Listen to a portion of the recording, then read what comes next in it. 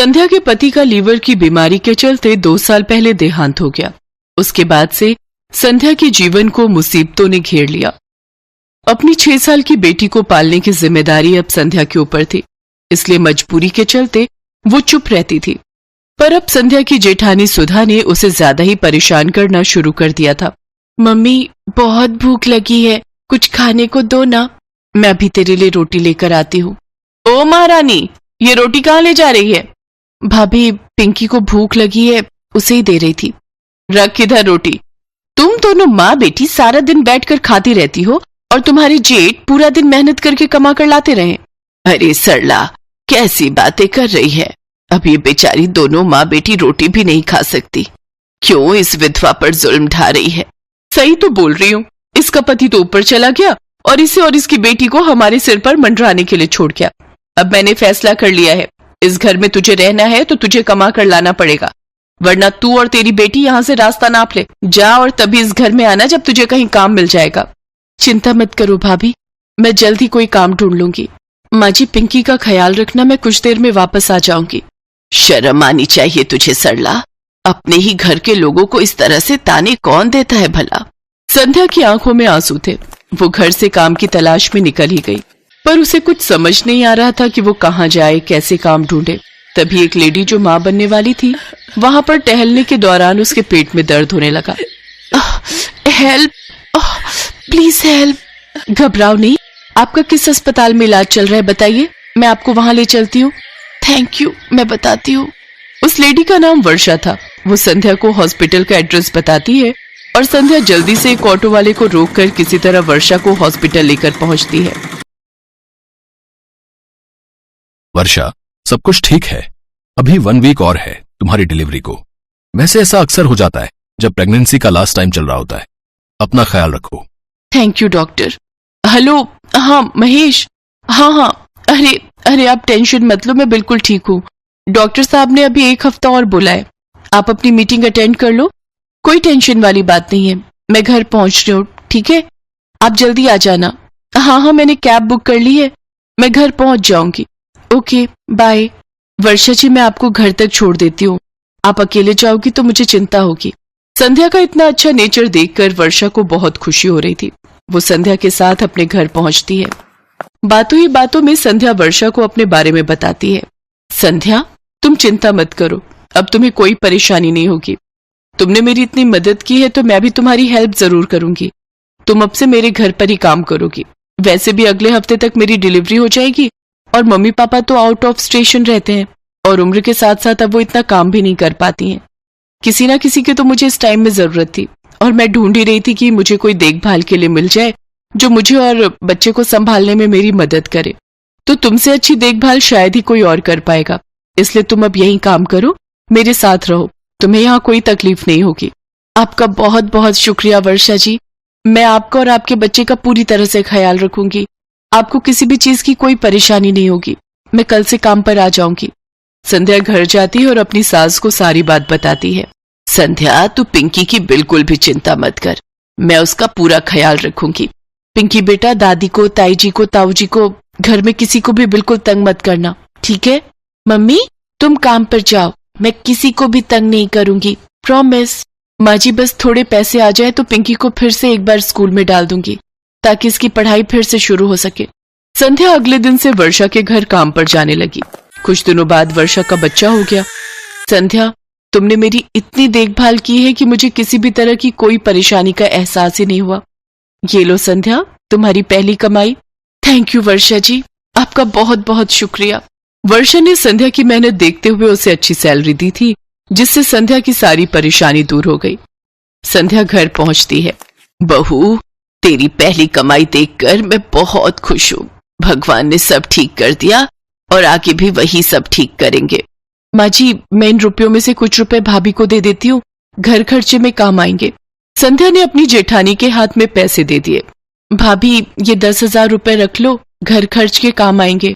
और अब आप चिंता मत करो, मैं कुछ दिनों में माँ जी और पिंकी को लेकर यहाँ से चली जाऊंगी, फिर आपको हमारी वजह से कोई परेशानी नहीं होगी। अरे, मैं तुम्हें यहाँ से जाने को थोड़ी बोल रही हूँ, तुम तो आराम से रहो। मैं तुम्हारे लिए कुछ चाय नाश्ता बना दूं? तुम थकी हुई आई होगी। नहीं भाभी, मैं खुद बना लूंगी। और रही बात यहाँ रुकने की, तो जहाँ इज्जत ना हो वहां रहने का कोई फायदा नहीं। बस कुछ दिन की बात और है, मुझे जैसे ही घर मिलेगा मैं चली जाऊंगी। संध्या को पता था कि अब उसे अकेले ही अपने जीवन की लड़ाई को लड़ना है। वो नहीं चाहती थी कि वो अपनी बेटी की जिंदगी लड़ाई और झगड़ों में खराब कर दे। वो अपनी सास और बेटी को सुकून की जिंदगी देना चाहती थी। रूपा अपने पति नामदेव और बेटी संध्या के साथ अजमेर में रहती थी। पति की नौकरी भी ठीक थी, 2 कमरों का अपना मकान भी था। रूपा ने संध्या को भी अच्छे स्कूल में डाल रखा था। नामदेव भी रूपा और संध्या की खुशी का ख्याल रखता था। सब कुछ ठीक चल रहा था, पर अचानक मानो रूपा की खुशियों को किसी की नजर लग गई। नामदेव को दोस्तों के साथ खाने पीने की आदत पड़ गई। वो अक्सर पार्टी करने के बहाने दोस्तों में शराब पर पैसा बहाने लगा। नामदेव रोजाना आधी रात तक नशे में चूर घर लौटता था। एक दिन, आपने लौटने में बहुत देर कर दी। आप रोजाना शराब पियोगे तो आपकी सेहत को नुकसान होगा। मुझे उपदेश मत दे, और मेरी डॉक्टर बनने की जरूरत नहीं है, ठीक है ना? मैं अपने दोस्तों के साथ जाता हूँ, तो तुझे क्यों तकलीफ हो रही है? मैं रोज पीऊंगा। तुझे यहाँ नहीं रहना तो चले जा यहाँ से, चल। नामदेव की ये गंदी आदत बढ़ती जा रही थी। हर समय नशे में रहने की वजह से वो दिन में सोता रहता था, इसलिए उसे नौकरी से भी निकाल दिया गया। धीरे धीरे नामदेव ने अपना सब कुछ बेच दिया, यहाँ तक कि घर भी। अब वो रूपा और संध्या को लेकर एक किराए के घर में रहने लगा। रूपा परेशान रहने लगी। एक दिन, अरे ये संध्या के स्कूल से फीस का नोटिस, अब मैं क्या करूं? कहाँ से फीस के पैसे लाऊं? माँ, भूख लगी है, कुछ खाने के लिए है तो दे दो। रुक, मैं सब्जी वाले की दुकान से आलू लाकर तुझे रोटी बनाकर देती हूँ। हाँ माँ, तुम्हारे हाथ का आलू का पराठा तो बहुत स्वादिष्ट होता है। संध्या आलू लेने बाजार चली जाती है। रास्ते में वो सोचती जा रही थी कि ऐसा क्या करे कि संध्या की फीस भर सके। तभी उसकी सहेली का फोन आ जाता है। वो दूसरे शहर में रहती है। सहेली के बार बार पूछने पर रूपा उसे अपनी सारी परेशानी बताती है। अलका, बस यही सोच रही हूँ कि अभी संध्या की फीस भरनी है, घर का खर्चा सब कैसे होगा। अरे तू घबरा मत, सब ठीक हो जाएगा। अभी इस वक्त तू कहाँ है? संध्या को मेरे हाथ के आलू के पराठे बहुत पसंद है, आलू लेने जा रही थी। आलू के पराठों से याद आया, तू तो राजमा चावल कितने टेस्टी बनाती थी, याद है? सब उंगलियां चाटते रह जाते थे। तू राजमा चावल बनाकर क्यों नहीं बेचती? इससे तेरी कमाई भी हो जाएगी, जिससे तू थोड़ा बहुत परिवार का खर्च उठा पाएगी। सहेली की बात रूपा के दिल में घर कर गई। उसे एक उम्मीद दिखाई दी, पर शुरुआत कैसे करे उसे अब यही सोचना था। अगले दिन उसने राजमा और चावल बनाए और पतीले में लेकर घर के पास सड़क के किनारे बैठ गई। पूरा दिन धूप में वो बैठी रही, पर किसी ने भी उसके राजमा चावल नहीं खरीदे। शाम को वो घर आ गई। उसके राजमा चावल बिल्कुल भी नहीं बिके। वो घर आकर रोने लगी। मैं क्या करूं भगवान, मैंने कोशिश की पर कामयाब नहीं हुई, मुझे हिम्मत दो भगवान। माँ, जब मैं कभी परीक्षा में अच्छा नहीं करती तो तुम ही तो मुझे कहती हो दोबारा मेहनत करूं। आप भी कल दोबारा कोशिश करना माँ। मेरी बेटी कितनी समझदार हो गई है, तू ठीक कह रही है। मैं एक बार और कल कोशिश करूंगी। रूपा अगले दिन दोबारा राजमा चावल बनाती है। पूरा दिन एक भी ग्राहक नहीं आता। रूपा निराश हो जाती है। आज भी कोई ग्राहक नहीं आया, लगता है मुझे ये काम बंद करना पड़ेगा। अब आपके पास कुछ खाने को मिलेगा? यहाँ आसपास की खाने की दुकानें बंद हो गई हैं। आपको यहाँ देखा तो मुझे लगा कि यहाँ कुछ खाने को मिल जाए शायद। जी, राजमा चावल की प्लेट है मेरे पास। भूख में तो सब कुछ अमृत है। एक प्लेट कितने की है? जी 20 रुपए। क्या बात है, राजमा चावल तो बड़े ही स्वादिष्ट बने हुए हैं। आपको पहले तो कभी नहीं देखा यहाँ, क्योंकि मैं पहले कई बार आया हूं इधर। जी अभी शुरू किया है। ये लो आपके 20 रुपए। पूरा दिन बीत जाने के बाद एक प्लेट ही बिकी थी रूपा की, पर इस एक प्लेट के पैसों ने उसे हिम्मत दी थी। रूपा अगले दिन राजमा चावल लेकर ही बैठी थी कि पिछली रात वाला ग्राहक दोबारा आया। आपने पहचाना मुझे? कल आपके राजमा चावल बहुत स्वादिष्ट लगे, तो मेरे पार्टनर दोस्त को भी खिलाने आया हूँ। आप 2 प्लेट बना दीजिए। अभी बना देती हूँ साहब। धीरे धीरे 1 से 2 व्यक्ति देखते देखते अब रूपा के पास ग्राहक आने शुरू हो गए थे। रूपा कमाए हुए पैसों से संध्या के स्कूल की फीस भरना चाहती थी, पर एक दिन, ये ट्रंक में क्या छुपा रही है? दिखा जरा, दिखा मुझे। ये रुपए मैंने संध्या के स्कूल की फीस के लिए जोड़ कर रखे हैं। ये मत ले जाओ। देख मेरे दोस्त मेरा इंतजार कर रहे हैं, ये रुपए दे मुझे, दे इधर दे दे दे दे। नामदेव रुपए छीन कर ले जाता है। रूपा रोने लगती है। वो सोचती है, ऐसे तो ये सारे कमाए हुए पैसे शराब में उड़ा देंगे, मुझे कुछ रुपए संध्या के भविष्य के लिए भी जोड़ने होंगे। धीरे धीरे रूपा का काम चल जाता है। वो एक ठेला किराए पर ले लेती है और अब वो ठेले पर राजमा चावल बनाकर बेचने लगी। समय बीतता गया। रूपा की जिंदगी 15 साल आगे चली गई। संध्या भी पैसों की कमी के कारण 10वीं तक की पढ़ाई कर पाई। वो भी अब माँ के काम में हाथ बटाती थी। रूपा मेहनत करते करते थक गई थी, पर उसकी एक जिम्मेदारी अभी बाकी थी। वो थी संध्या की शादी। एक दिन रूपा की वही सहेली जिसने फोन पर बात की थी, रूपा से मिलने आती है।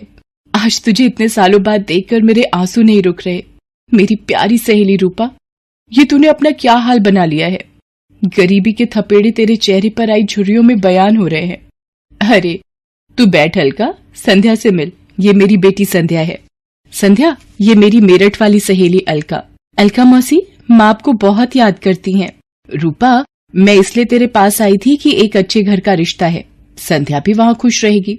अलका, अगर मेरी ये जिम्मेदारी पूरी हो जाए तो मेरे लिए बहुत खुशी की बात है। ठीक है, फिर मैं बात कर लेती हूँ लड़के वालों से। रूपा को तसल्ली हो जाती है कि संध्या की शादी हो जाएगी। एक गरीब बेटी की शादी करना गरीब की सबसे बड़ी चिंता होती है। रूपा की सहेली अलका रिश्ता पक्का कर देती है। रूपा को ये था कि संध्या की शादी के लिए पैसे जोड़ने हैं, इसलिए वो सुबह जल्दी जल्दी उठकर ज्यादा खाना बनाने लगी। सुबह से लेकर रात तक ठेले पर खड़े रहना। एक दिन रूपा को चक्कर आता है और वो गिर पड़ती है। संध्या चिल्लाती है, माँ आंखें खोलो माँ, मैं अभी डॉक्टर को बुला कर लाती हूँ। I am sorry, she is no more. Body से ज्यादा काम लिया है इन्होंने। कमजोर शरीर ये झेल नहीं पाया, इसलिए बीपी बढ़ गया और हार्ट अटैक आ गया। संध्या की तो मानो जिंदगी ही रुक गई। उसकी माँ चली गई। वो बिलक बिलक कर रोने लगी। तभी नामदेव आ जाता है। वो भी मरी हुई रूपा के आगे रोने लगता है। संध्या उसे कहती है, बापू, मेरी माँ के शरीर को हाथ मत लगाओ। आज आपकी वजह से मेरी माँ इस दुनिया से चली गई। मुझे माफ कर दे मेरी बच्ची, मैंने ये क्या कर दिया प्रभु। रूपा, मुझे माफी मांगने का मौका भी नहीं दिया तूने। मेरे पापों के कारण तू चली गई। संध्या माँ की याद में दिन भर उदास बैठी रहती थी। नामदेव भी अब संध्या की चिंता में परेशान रहता था। वो कोई काम ढूंढने भी क्या जाता। सब उसकी पुरानी बुरी आदतों को जानते थे, इसलिए काम नहीं देते थे। एक दिन अलका रूपा से मिलने आती है और उसके मरने की खबर सुनकर वो भी बहुत दुखी होती है। वो नामदेव को संध्या के रिश्ते की बात बताती है। देखिए नामदेव जी, अब मेरी सहेली रूपा तो नहीं रही, पर संध्या की शादी की जिम्मेदारी अब आपको निभानी है। लड़के वाले जल्दी ही शादी करना चाहते हैं, आप सोचकर जवाब दे देना। अलका के जाने के बाद नामदेव सोच में पड़ जाता है कि उसके पास तो एक पाई तक नहीं जो वो संध्या की शादी कर सके। वो रूपा को याद करके रोने लगता है। तभी एक आदमी आता है। जी नमस्ते, मेरा नाम मोहन है। रूपा जी के बारे में पता चला, सुनकर बहुत दुख हुआ। आपको कुछ काम था रूपा से?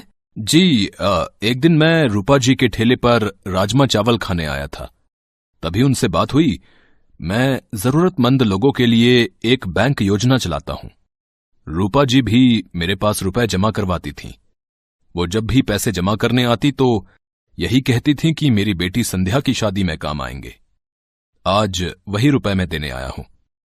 पिछले दिनों उन्होंने मुझे फोन किया था कि बेटी की शादी के लिए जरूरत है तो मैं उन्हें दे दूं।